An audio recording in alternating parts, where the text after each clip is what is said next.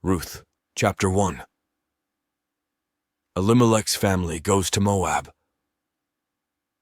In the days when the judges ruled, there was a famine in the land, and a certain man of Bethlehem in Judah went to live in the country of Moab, he and his wife and 2 sons. The name of the man was Elimelech, and the name of his wife Naomi, and the names of his 2 sons were Mahlon and Chilion. They were Ephrathites from Bethlehem in Judah. They went into the country of Moab and remained there. But Elimelech, the husband of Naomi, died, and she was left with her 2 sons. These took Moabite wives. The name of the one was Orpah, and the name of the other Ruth.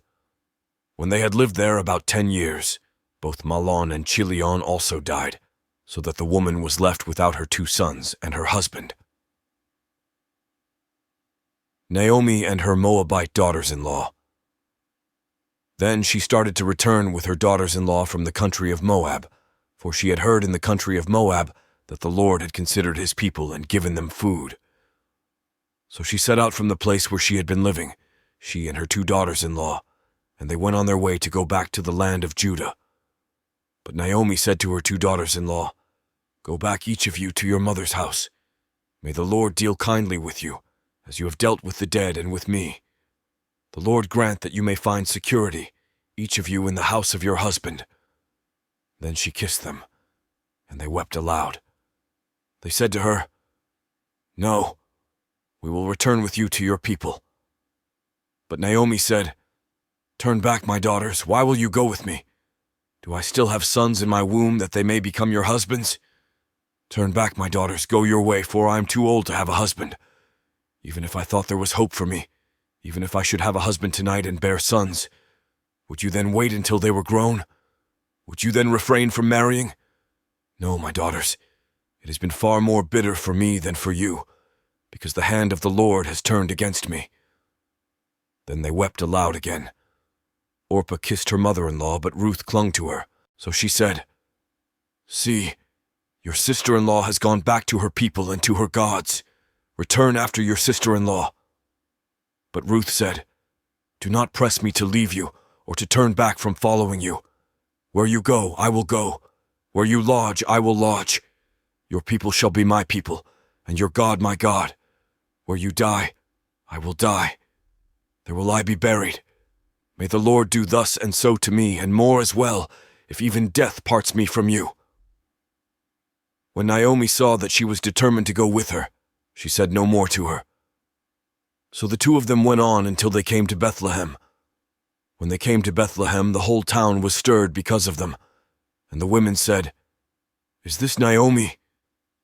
She said to them, "Call me no longer Naomi. Call me Mara, for the Almighty has dealt bitterly with me. I went away full, but the Lord has brought me back empty. Why call me Naomi when the Lord has dealt harshly with me, and the Almighty has brought calamity upon me?"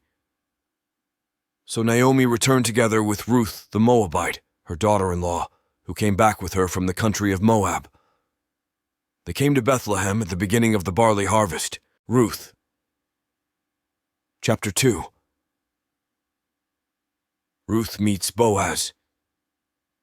Now Naomi had a kinsman on her husband's side, a prominent rich man of the family of Elimelech, whose name was Boaz.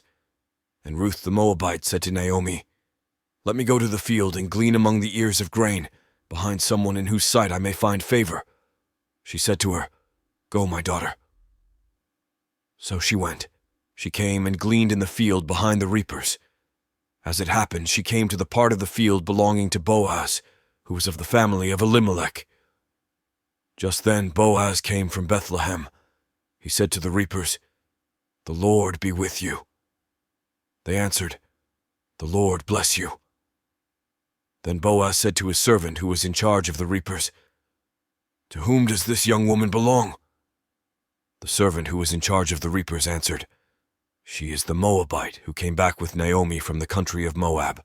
She said, 'Please let me glean and gather among the sheaves behind the reapers.' So she came, and she has been on her feet from early this morning until now, without resting even for a moment." Then Boaz said to Ruth, "Now listen, my daughter. Do not go to glean in another field or leave this one, but keep close to my young women. Keep your eyes on the field that is being reaped, and follow behind them.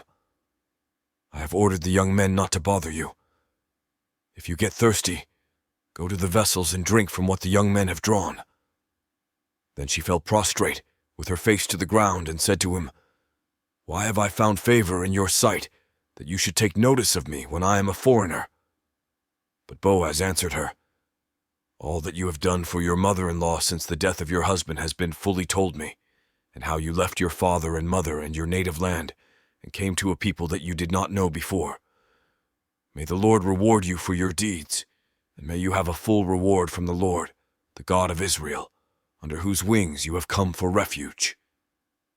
Then she said, "May I continue to find favor in your sight, my lord, for you have comforted me and spoken kindly to your servant, even though I am not one of your servants." At mealtime, Boaz said to her, "Come here and eat some of this bread and dip your morsel in the sour wine." So she sat beside the reapers, and he heaped up for her some parched grain. She ate until she was satisfied, and she had some left over. When she got up to glean, Boaz instructed his young men, "Let her glean even among the standing sheaves, and do not reproach her. You must also pull out some handfuls for her from the bundles, and leave them for her to glean, and do not rebuke her." So she gleaned in the field until evening. Then she beat out what she had gleaned, and it was about an ephah of barley.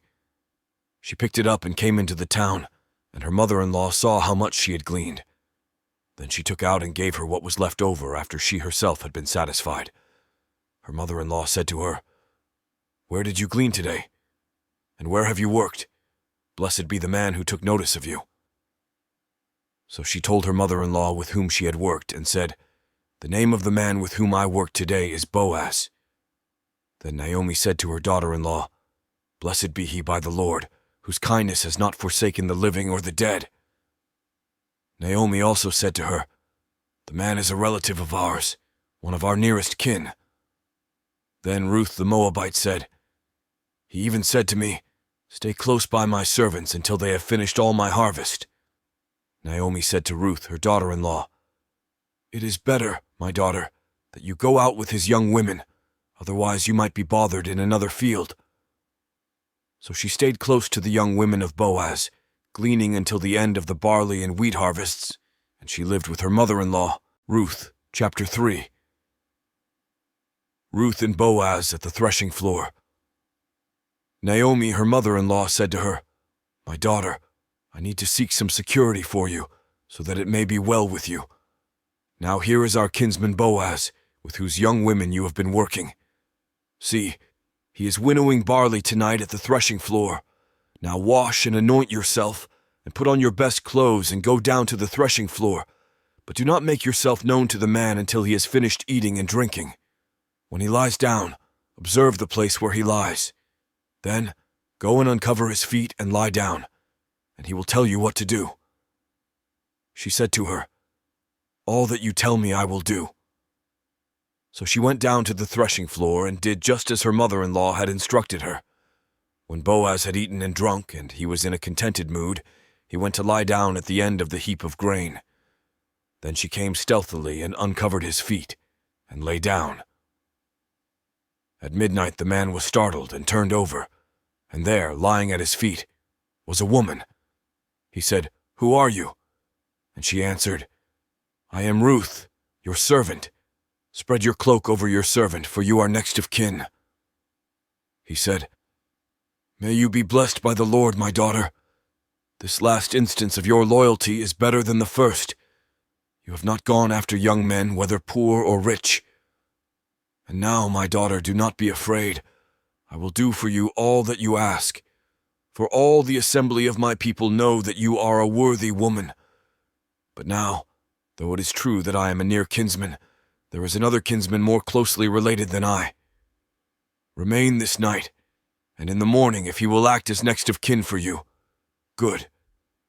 Let him do it.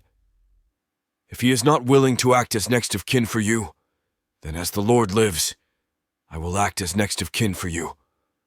Lie down until the morning." So she lay at his feet until morning, but got up before one person could recognize another. For he said, "It must not be known that the woman came to the threshing floor." Then he said, Bring the cloak you are wearing and hold it out." So she held it, and he measured out 6 measures of barley and put it on her back. Then he went into the city. She came to her mother-in-law, who said, "How did things go with you, my daughter?" Then she told her all that the man had done for her, saying, "He gave me these 6 measures of barley, for he said, 'Do not go back to your mother-in-law empty-handed.'"